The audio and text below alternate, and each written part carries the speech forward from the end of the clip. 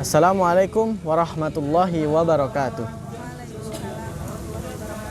Alhamdulillahilladzi arsala rasulahu bil huda wa dinil haq liyuzhirahu 'ala dini kulli wa kafa billahi syahida.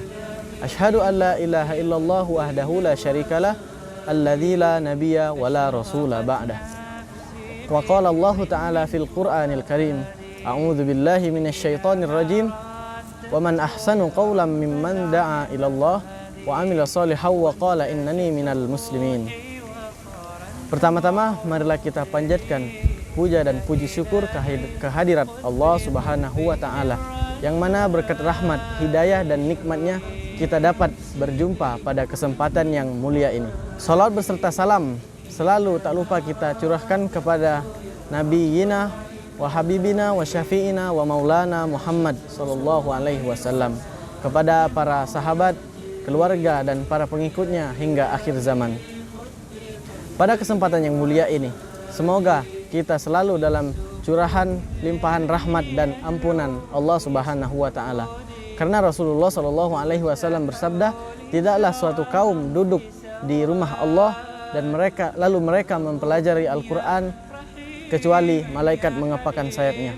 Saudara-saudara sekalian, dalam konteks masyarakat Indonesia, agama adalah suatu entitas yang penting, yang keberadaannya itu harus selalu dilibatkan dalam berbagai macam wacana dan praktik kehidupan sehari-hari.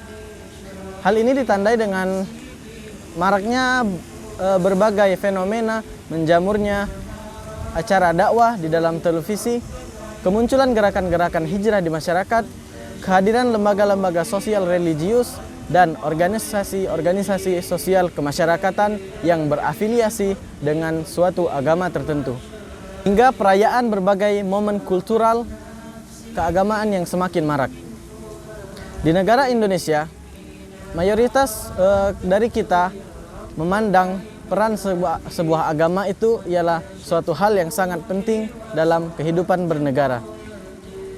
Indonesia merupakan negara yang mayoritas meyakini bahwa agama sangat penting untuk kehidupan mereka. Pengajaran agama jika terlalu digabungkan dengan sosiokultural itu pasti akan menjadikan salah satu dari dirinya lemah. Seolah jika penguatan gerakan agama itu digabungkan dengan sosiokultural, keagamaan itu menciptakan stereotip masyarakat kepada radikalisme. Fenomena lain yang sekarang marak juga di tengah kehidupan masyarakat adalah masyarakat yang tidak bisa lepas dari yang namanya kecanggihan teknologi. Teknologi di zaman sekarang ini memang sangat banyak membantu masyarakat dan memudahkan dan mencukupi keperluan hidupnya dalam berbagai bidang. Mulai dari bidang pendidikan, informasi, komunikasi, dan juga terutama dalam bidang dakwah. Dalam hal ini, kemajuan teknologi informasi dan komunikasi tidak saja menjadi sarana yang bisa mendukung kelancaran dakwah, tetapi juga mengubah pola-pola dakwah dan pengajaran Islam yang lebih disesuaikan dengan karakteristik dan kebutuhan masyarakat modern. Selain membantu proses dakwah melalui kecanggihan teknologi juga menciptakan tantangan yang kompleks bagi para pelaku dakwah. Para dai tidak hanya dihadapkan dengan ketidakpahaman para masyarakat akan ajaran Islam yang benar, tetapi juga persoalan-persoalan lain seperti keingintahuan masyarakat untuk memahami agama dan mendapatkan jawaban dari pertanyaan-pertanyaan mereka secara instan. Karena kemalasannya mencari tahu tentang ajaran Islam secara mendalam dan hanya mengandalkan kecanggihan teknologi saja. Kondisi seperti itu memang tidak dapat dihindarkan, sehingga diperlukan pengembangan dakwah etis dengan misi yang tidak hanya sekedar mengenalkan tentang ajaran Islam, tetapi juga diarahkan untuk membangun masyarakat dan kehidupan bersama sesuai nilai-nilai universal dan yang bisa diterima oleh semua kalangan dengan baik. Pengembangan bentuk dakwah etis harus dimulai dari pengolahan konten dan bahasa yang lebih menghargai nilai-nilai kemanusiaan serta perbedaan yang ada. Tugas dai tidak hanya berfokus pada bagaimana menyampaikan pesan dan ajaran Islam ke masyarakat, tetapi juga mengolah materi yang mempertimbangkan hak-hak manusiawi lainnya. Misi dakwah etis itu bukan untuk memaksa orang masuk ke dalam Islam, tetapi lebih kepada penyampaian kebenaran yang bisa diterima oleh akal sehat dan didukung oleh dalil-dalil yang dapat dipercaya dan dapat dipertanggungjawabkan. Dakwah etis menuntut adanya kriteria dai seperti memiliki daya berpikir analis yang kritis, lalu bersikap lemah lembut,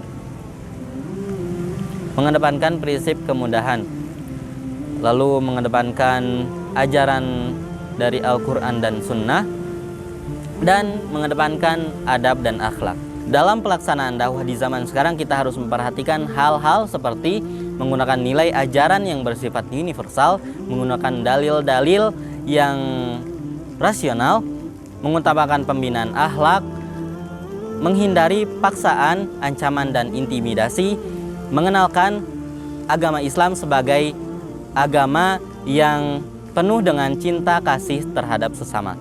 Allah Subhanahu wa Ta'ala telah memberikan pedoman tentang dasar dan metode dakwah sebagaimana yang telah disebutkan dalam Al-Quran surah An-Nahl ayat 125 yang berbunyi, Bismillahirrahmanirrahim. Ud'u ila sabili rabbika bil hikmati wal mau'izatil hasanah wajadilhum billati hiya ahsan. Inna rabbaka huwa a'lamu biman dhalla 'an sabilihi wa huwa a'lamu bil muhtadin. Artinya, serulah manusia kepada jalan Tuhanmu dengan hikmah dan pelajaran yang baik, dan bantahlah mereka dengan cara yang baik. Sesungguhnya Tuhanmu, dialah yang lebih mengetahui tentang siapa yang tersesat dari jalannya, dan dialah yang lebih mengetahui orang-orang yang mendapatkan petunjuk. Dapat ditarik kesimpulan dari ayat yang tadi saya bacakan bahwa dakwah harus dijalankan melalui cara damai dan mengutamakan rasa kasih sayang dan tidak saling menindas satu sama lain. Karena ciri khas dakwah yaitu menyeru kepada amal ma'ruf nahi munkar guna meningkatkan iman dan ketakwaan kita kepada Allah Subhanahu wa Ta'ala.